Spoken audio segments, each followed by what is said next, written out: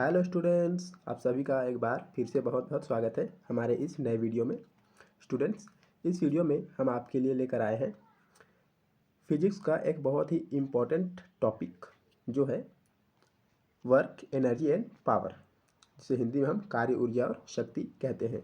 इस वीडियो में हम जानेंगे कि ये तीनों क्या होते हैं, इनके जो डेफिनेशन है वो क्या है, इनका एसआई यूनिट्स क्या क्या होते हैं और इनको हम एक एक एग्जाम्पल के थ्रू आपको बहुत ही अच्छे तरीके से समझाने वाले हैं। अगर आपने ये वीडियो पूरा देख लिया तो आप इन तीनों से पूरी तरीक़ा से परिचित हो जाएंगे और आपको आगे कभी भी इससे रिलेटेड डाउट नहीं रहेंगे। तो चलिए फ्रेंड्स, आज के इस वीडियो को स्टार्ट करते हैं। इस वीडियो में हम क्या क्या कवर करेंगे, तो हम इसमें work, energy and kinetic energy, potential energy और ऊर्जा संरक्षण का जो नियम है वो, और उसके साथ ही पावर, इन सभी के बारे में हम इसमें डिटेल्ड चर्चा करने वाले हैं। तो चलिए आज का वीडियो स्टार्ट करते हैं। पहला है हमारा वर्क, कार्य। कार्य किसे कहते हैं, तो इसका डेफिनेशन क्या है? जब किसी वस्तु पर बल लगाकर उसे बल की दिशा में विस्थापित किया जाए तब कार्य होता है। इसका मतलब क्या हुआ कि किसी वस्तु पर बल की दिशा में विस्थापन, जैसे ये व्यक्ति जो है, ये आप देख रहे हैं, ये इस बॉक्स को धक्का दे रहे हैं, एक स्थान से दूसरे स्थान पर ले जाने का प्रयास कर रहे हैं। ठीक, तो इस पर एक बल लगा रहे बल, और उसी जिस दिशा में बल लगा रहे उसी दिशा में इसका विस्थापन भी हो रहा है। ठीक, तो ये क्या होगा? कार्य। तो डेफिनेशन क्या है इसका? जब किसी वस्तु पर बल लगाकर उसे बल की दिशा में विस्थापित किया जाए तब कार्य किया जाता है। तो ये इसका एक एग्जाम्पल है। इसका जो फॉर्मूला होता है, इसे हम मैथमेटिकली किस प्रकार डिनोट करते हैं, तो इसका फॉर्मूला क्या होता है? W equal F into D into cos theta. अब ये क्या होता है? ये जो W यहाँ है, ये W डिनोट करता है वर्क को, कि कितना वर्क किया जा रहा है। उसको कैलकुलेट करने के लिए फॉर्मूला बनाया गया है। W जो है वो कार्य को डिनोट करता है, F जो है वो फोर्स, बल को डिनोट कर रहा है, और ये जो D है ये क्या है? एक विस्थापन को, जो मान लीजिए कि बॉक्स पहले यहाँ था और यहाँ से विस्थापित होकर यहाँ आ गया, तो ये जो विस्थापन हुआ है ये D है। और ये जो थीटा है, ये थीटा क्या है? लगने वाले बल और विस्थापन के बीच का जो कोण बन रहा है, ठीक, लगने वाले बल और विस्थापन के बीच जो कोण बन रहा है थीटा, वो थीटा है। इसमें कुछ इम्पोर्टेंट टिप्स जो है वो है, यदि विस्थापन नहीं हुआ तो क्या होगा? तो कार्य जीरो होगा। वो कैसे? अगर विस्थापन नहीं हो रहा है, मतलब जो D है, D की वैल्यू क्या है?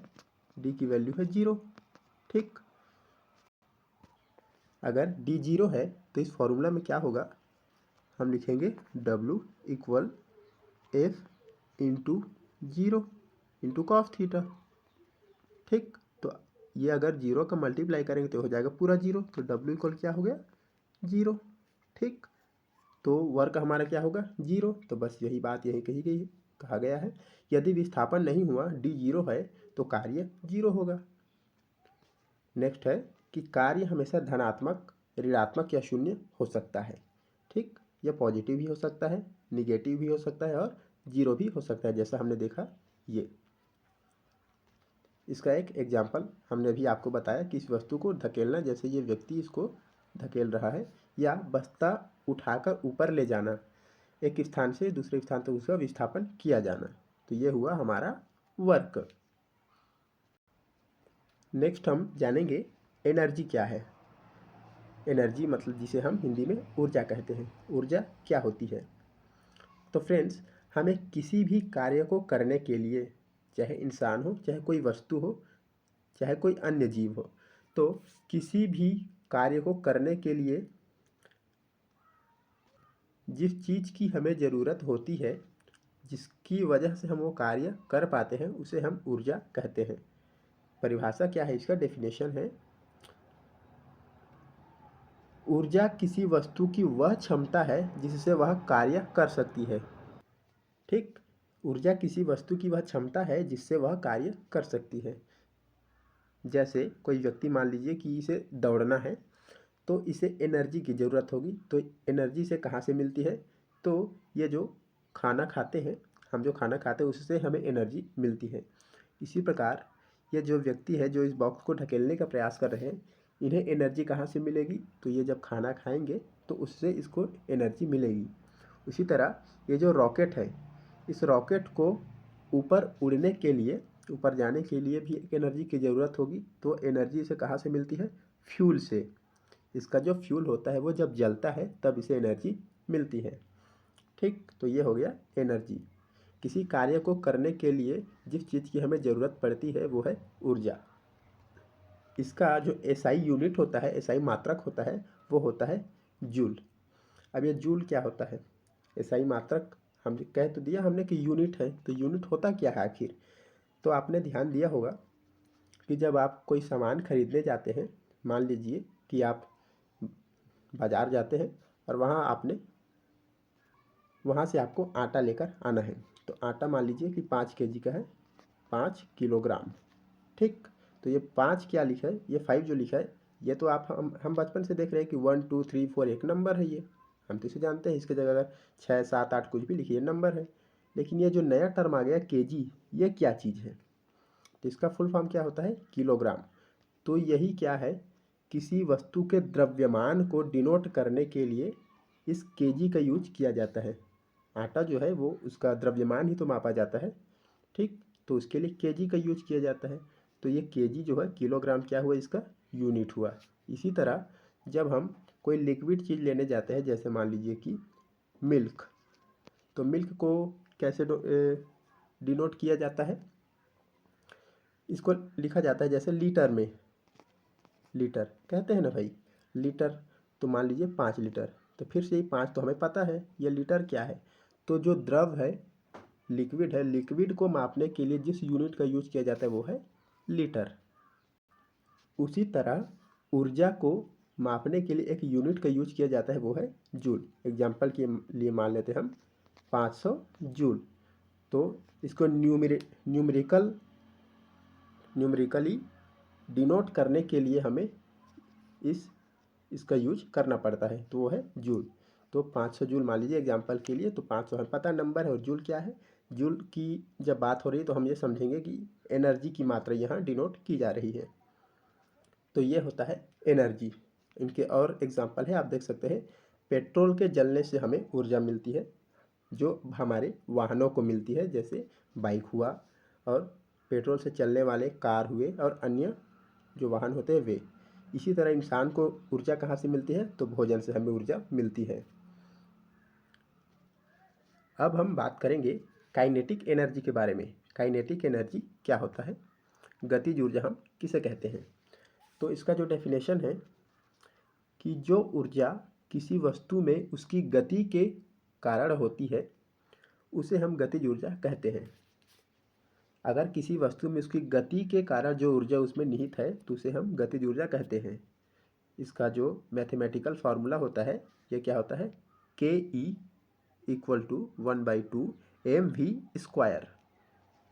1/2 एम वी स्क्वायर। यहाँ जो के ई लिखा है इसका मतलब है काइनेटिक एनर्जी। के ई का मतलब काइनेटिक एनर्जी होता है। ये जो एम है ये किसी वस्तु का, जिस वस्तु, जैसा हम कह रहे हैं कि किसी वस्तु में उसकी गति के कारण जो ऊर्जा होती है, तो यहाँ जिस वस्तु को बात की जा रही है उस वस्तु का जो मास होता है, द्रव्यमान, ये एम उसी को डिनोट करता है। और ये भी क्या डिनोट करता है? तो उसका जो वेलोसिटी है वो डिनोट करता है।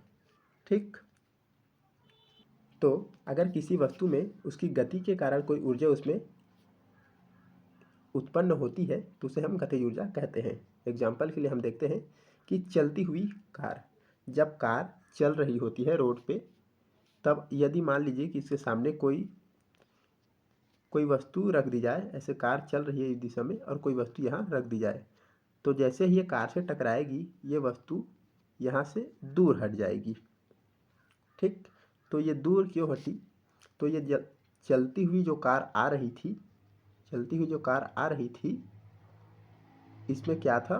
एक गतिज ऊर्जा इसमें निहित था, और इस गतिज ऊर्जा के कारण ही ये वस्तु यहाँ से जब टकराती है तो एक स्थान से टकरा के दूसरे स्थान पर खिसक जाती है। इसी तरह दौड़ता हुआ जो खिलाड़ी होता है, उसके गति के कारण उसमें जो ऊर्जा उत्पन्न हो जाती है वो होती है उसकी गतिज ऊर्जा। तो चलिए स्टूडेंट्स, हम और आगे बढ़ते हैं और अब बात करते हैं स्थितिज ऊर्जा क्या होती है, पोटेंशियल एनर्जी किसे कहते हैं। इसका जो डेफिनेशन है, जिस प्रकार हमने गतिज ऊर्जा के लिए देखा कि जिस वस्तु में उसकी गति के कारण जो ऊर्जा निहित होती है वह गतिज ऊर्जा कहलाती है। इसी प्रकार किसी वस्तु में उसके स्थान या स्थिति के कारण जो ऊर्जा उसमें संग्रहित हो जाती है वह उसकी स्थितिज ऊर्जा कहलाती है। ठीक, इसका जो मैथमेटिकल फार्मूला है वो है PE equal mgh। PE equal mgh। ये जो PE है इसका फुल फॉर्म होगा पोटेंशियल एनर्जी। जो m है ये वस्तु का द्रव्यमान डिनोट करेगा, g जो है ये गुरुत्वीय त्वरण को डिनोट करेगा और h जो है ये हाइट को डिनोट करेगा। इसका एक उदाहरण है, जैसे ऊपर की ओर उठाया गया पत्थर। अगर किसी पत्थर को, ये पहले इस एग्जांपल को देखिए, इससे ज़्यादा समझ में आता है। जलाशय में संग्रहित पानी, अब मान लीजिए कोई डैम बना है तो डैम में पानी को स्टोर करके रखा जाता है। तो स्टोर करने के कारण पानी में जो एक एनर्जी उत्पन्न हो जाती है, उस एनर्जी का यूज करके जब हम उसे एक जनरेटर के टरबाइन पर डालते हैं और वो टरबाइन घूमने लगती है तो जनरेटर के थ्रू हमें इलेक्ट्रिसिटी बना बुनाया मिलता है। तो क्या हुआ, यहाँ से जो डैम है, जलाशय, उसमें जो संग्रहित है पानी, उसके वजह से उसमें एक एनर्जी उत्पन्न हो गई जिसे हम स्थितिज ऊर्जा कहते हैं। उसी के कारण हमें क्या मिला, इलेक्ट्रिसिटी मिला। तो ये होता है स्थितिज ऊर्जा। किसी वस्तु में इसके स्थान या स्थिति के कारण जो ऊर्जा संग्रहित होती है वह उसकी स्थितिज ऊर्जा कहलाती है। अब हम बात करेंगे law of conservation of energy. ये क्या होता है, ऊर्जा संरक्षण का नियम हम किसे कहते हैं। तो स्टूडेंट्स, आपने पढ़ा होगा किसी भी 10वीं या 12वीं के साइंस के जो बुक्स है उनमें आपने ये ज़रूर पढ़ा होगा कि ऊर्जा संरक्षण का नियम क्या है। तो इसका डेफिनेशन क्या होता है, इसका स्टेटमेंट क्या होता है, ऊर्जा को ना तो उत्पन्न किया जा सकता है और ना ही नष्ट किया जा सकता है, इसका केवल रूपांतरण संभव है। ठीक, एनर्जी को ना तो हम डिस्ट्रॉय कर सकते हैं ना ही जनरेट कर सकते हैं, इसको केवल हम एक रूप से दूसरे रूप में बस चेंज कर सकते हैं। अब ये कैसे होता है, तो इसका उदाहरण से हम समझते हैं। मान लीजिए कि हम किसी छत पर चढ़े हैं, घर की छत पर या किसी बिल्डिंग के टॉप फ्लोर पे चढ़े हुए हैं और वहाँ से हम एक गेंद को नीचे गिराते हैं। ठीक, वहाँ से गेंद को हाथ से पकड़ के नीचे की तरफ गिराते हैं। तो उस गेंद में जो स्थितिज ऊर्जा थी वह अब जो नीचे गिरते समय जो स्थितिज ऊर्जा थी वो किस में बदल गई, गतिज ऊर्जा। उस गेंद में जो स्थिति के कारण जो ऊर्जा थी वो गति में आने के वजह से गतिज ऊर्जा में परिवर्तित हो जाती है। दूसरा एग्जाम्पल है इसका, जैसे जल विद्युत जो संयंत्र होता है उसमें जो पानी की स्थितिज ऊर्जा होती है, जिसमें हम डैम में स्टोर करके रखते हैं, तो पानी की जो स्थितिज ऊर्जा है वह किस में बदलती है, गतिज ऊर्जा में, जिसे टरबाइन पे जनरेटर के टरबाइन पर डाला जाता है तो वो गतिज ऊर्जा में बदलती है। डायनेमो होता है, उसके टरबाइन पर पड़ने पर वो गतिज ऊर्जा में परिवर्तित हो जाती है और फिर गतिज ऊर्जा के बाद वो हमें विद्युत ऊर्जा में प्राप्त होती है। तो ये बस चेंज हो रहा है, इसको ना तो हम डिस्ट्रॉय कर पा रहे हैं और ना ही जनरेट कर पा रहे हैं, बस इसका जो एक रूप से दूसरे रूप में उसको चेंज बस कर रहे हैं। तो अभी हमने पढ़ा कि ऊर्जा कितने प्रकार की हो पढ़ लिया हमने। पहले हमने ऊर्जा पढ़ा, फिर स्थितिज ऊर्जा और उसके बाद गतिज ऊर्जा। तो जो टोटल एनर्जी होती है, टोटल एनर्जी वो होती है E equal PE plus KE और इनका जो योग होता है वो सदैव कांस्टेंट ही होता है, हमेशा नियत होता है। E का मतलब है energy, energy equal potential energy plus kinetic energy. ठीक, तो ऊर्जा संरक्षण का नियम आपको समझ में आया होगा। ये है, ऊर्जा को न तो उत्पन्न किया जा सकता और न ही नष्ट किया जा सकता है, इसका केवल रूपांतरण संभव है। इसे एक रूप से दूसरे रूप में परिवर्तन बस हम कर सकते हैं। नेक्स्ट है हमारा पावर, शक्ति। ये क्या होता है? इसका जो डेफिनेशन है वो है किसी कार्य को करने की जो दर है उसको शक्ति कहते हैं। किसी कार्य को करने की दर मतलब जो कार्य है, कार्य W कार्य करने की दर मतलब टाइम्स इसको डिवाइड करेंगे तो ये हो जाता है कार्य करने की दर। तो कार्य करने की दर को क्या कहते हैं? शक्ति कहते हैं। इसका मतलब होता है कि मान लीजिए कि टाइम को हम लेते हैं सेकंड में, 1 सेकंड में किया गया कार्य, 1 सेकंड में किया गया कार्य, इसको हम शक्ति कहते हैं। इसका जो फॉर्मूला होता है मैथमेटिकली रूप में वो होता है P इक्वल, ये जो होता है P is equal to W/T। यहाँ जो P है वो पावर को डिनोट करता है, W वर्क को डिनोट करता है और T टाइम को डिनोट करता है। पावर का जो SI यूनिट होता है वो होता है वाट, जिसे हम 1 वाट जो है 1 जूल बाई 1 सेकेंड लिख सकते हैं। जैसे यदि इस P का मान हुआ 1 और W का मान हुआ 1, इसका मान भी 1, तो 1/1 इसका इक्वल टू 1। ठीक, इस प्रकार इसको लिखा गया है। इसका SI यूनिट याद रखिएगा वाट। पावर की जो और इकाइयाँ होती है वो वाणिज्यिक इकाई में से क्या कहते हैं हम? किलोवाट घंटा, जिसे kWh से डिनोट करते हैं। जैसे यहाँ लिखा है 1000 वाट गुणा 3600 सेकेंड। तो इसको यहाँ कैसे लिखा गया है? यहाँ जो जीरो है इसमें 2 जीरो और इसमें 3 जीरो, तो 3 जीरो को ऐसे लिखा गया, पहले 36 और इनको मल्टीप्लाई किया गया, तो यहाँ 2 जीरो और यहाँ 3 जीरो, तो 3 और 2 5 जीरो, तो ऐसे 10 को 10 के पावर 5 ऐसे लगा दिया गया। ठीक, लेकिन यहाँ क्या है? पावर 6 है, तो अब इसको कैसे किया गया है? तो अब इसको यहाँ 3.6 क्रॉस 10 टू पावर, अब 1 जीरो और बढ़ गया। यह कैसे बढ़ा? क्योंकि हमने यहाँ एक दशमलव लगा दिया, तो ऐसे ही ये लिखा गया है।